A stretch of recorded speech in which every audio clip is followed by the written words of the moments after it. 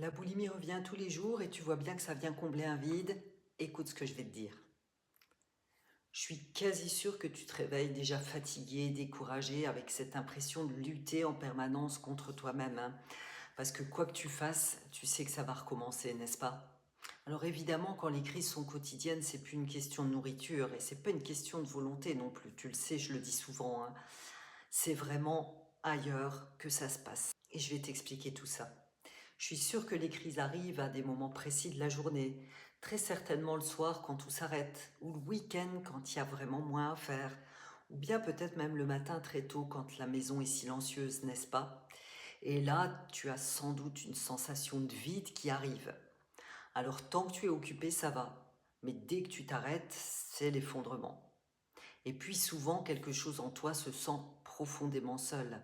Et à ce moment-là, la nourriture ne sert pas à manger, non, elle sert à tenir et surtout à pas sentir le vide, à ne pas penser, à faire taire les pensées qui tournent en boucle. J'ai des patientes qui me disent: j'attends la crise toute la journée, je pense à elle même avant qu'elle arrive.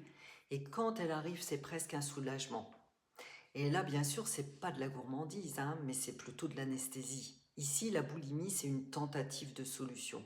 Une solution douloureuse, épuisante, souvent honteuse, mais une solution quand même. Et je te le dis aussi à partir de mon propre vécu, hein. Moi aussi, j'ai connu ces périodes où la boulimie était vraiment quotidienne, où je me levais, j'étais épuisée, fatiguée.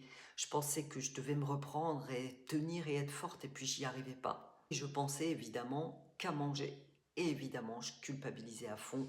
Et surtout, j'étais très très mal, physiquement y compris, hein.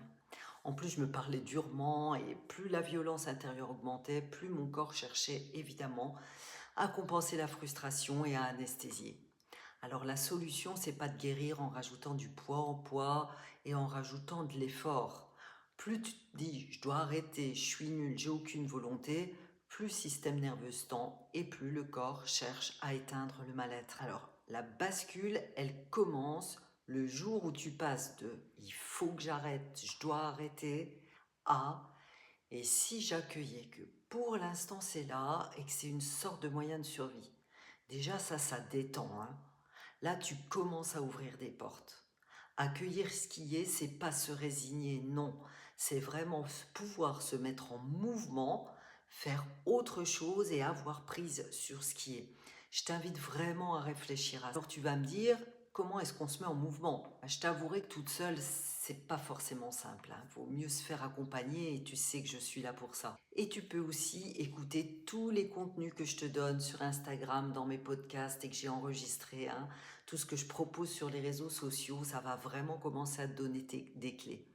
Commence par identifier tes ressentis, les poser à l'extérieur, identifie tes besoins, mets-toi en mouvement pour satisfaire tes besoins, reconnais ta vraie valeur, sors de la performance et du tout ou rien, et puis tu peux aussi travailler sur les croyances, les blessures, sur l'enfant intérieur, apprendre à écouter ton corps, à le respecter, apprendre à remettre de la douceur dans ta vie, à renforcer l'estime de toi, à prendre ta place.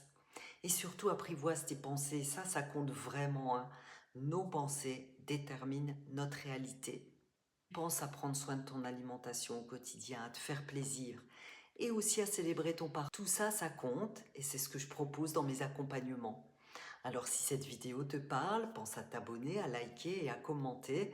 Tu sais que je te réponds et puis tu peux aussi me retrouver sur mon site Boulimie Solutions Catherine Fetz. Et si tu as envie d'un échange, n'hésite pas à me contacter via Doctolib ou bien par téléphone. En tout cas, je te dis à très vite.